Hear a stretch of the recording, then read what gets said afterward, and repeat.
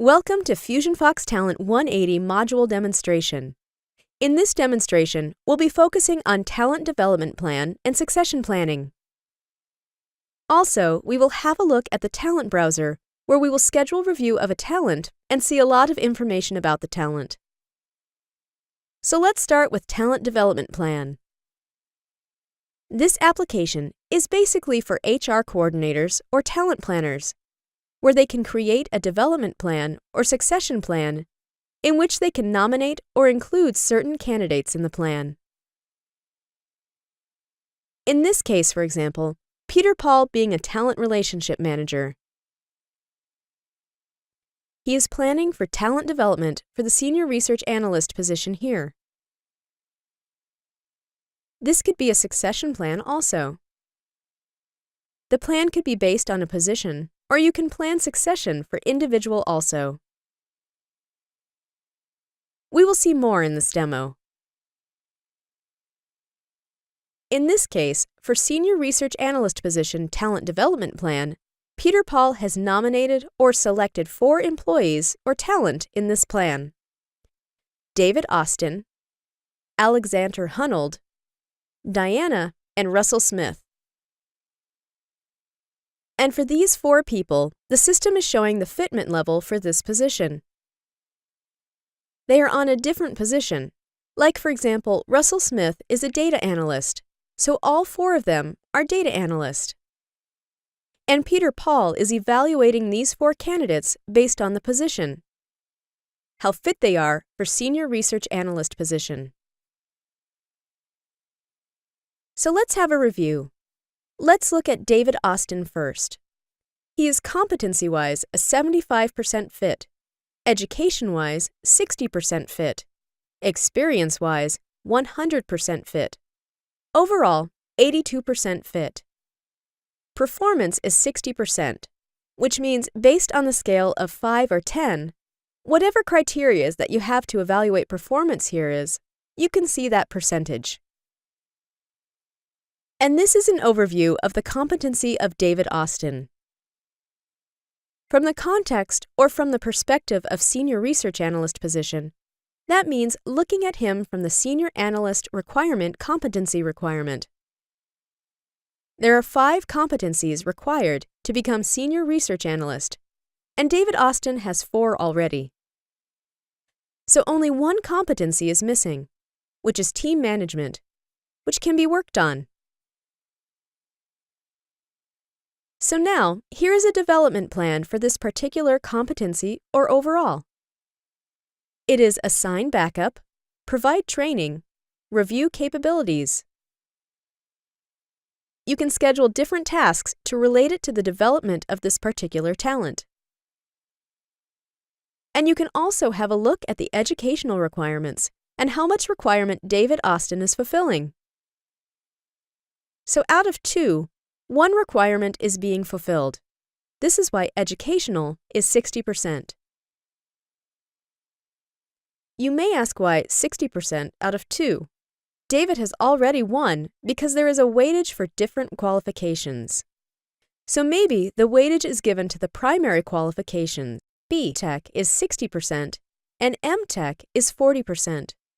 So based on the weight allocated, the system is calculating the relevant match from the educational perspective. And this is the functional experience, so he meets all the functional experience requirements in this case. That is why experience-wise, he is a 100% fit. Now we will look at Alexander Hunold as a second alternate or second person in the plan. We can have an overview of competencies, educational, experience, and performance. And we can see that competency match, what competencies are missing, and what is available. There is nothing in the development plan. Educational and functional experience are there.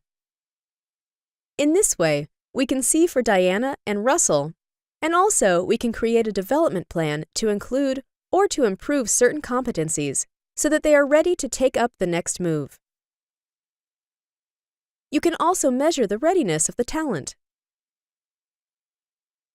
Now, by looking at these candidates or potential talent for this particular position, let's understand how we can create the plan itself. So like HR coordinator or talent relationship manager can create a plan using this wizard. You can give any title to this plan, and then define the plan date and client type you can select. It is a succession plan or development plan or whatever, so you can create multiple plans. Plan basis. Select employee if you are making a plan against an employee. It means you are creating a succession plan, then job, and position. So you can create it any way you like. There are 3 options available in this drop-down. When I'm making this plan based on an employee, it means I'm trying to identify and shortlist successor or nominate some candidate as a successor. The planner name and description of the plan is there as well. You can select the workflow to take approval on your selection of the candidates before you finalize your development plan, and so on.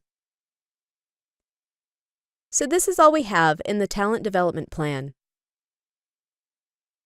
Then there are some important things, like we have to do the talent review time to time. And then calibration is a method through which we can cover the gaps in terms of competencies, experience, and exposure to develop talent for the next move or to nominate a talent as a successor. So let's have a talent browser application. So we will look at this application where you can search candidates or talent based on any criteria. This is an open text search where you can define all the details, or maybe job or location, position, or even talent ID, name. For example, select Robert Mike. This is an overview of the details or brief overview of talent Mike J. Robert as a senior analyst. You can see the job responsibilities, direct reportees to him, and also the reporting manager. Talent relationship manager is Peter Paul, dotted line manager. We can also have a look at the second tab where we have the successors, nominated successors.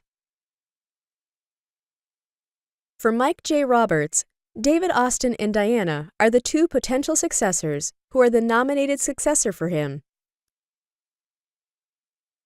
You can see competencies of individuals like Diana and David, how close they are to match the requirement and fitment when they are evaluated from the perspective of senior analyst. And then you have development plan in place.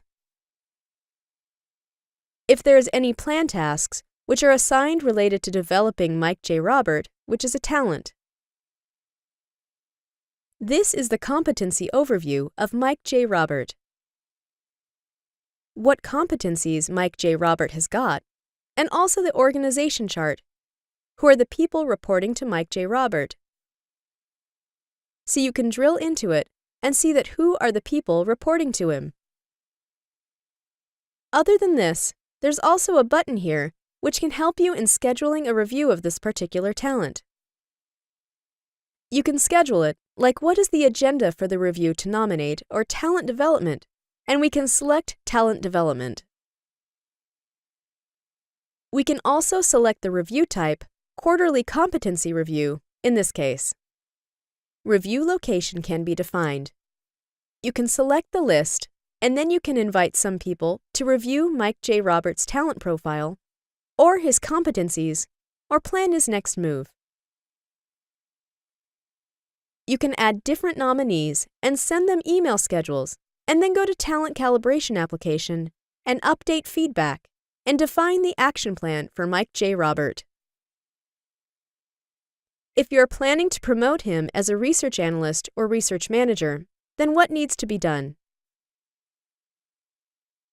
So you can have an action plan, an overall review where you can define everybody's feedback and opinion about Mike Robert.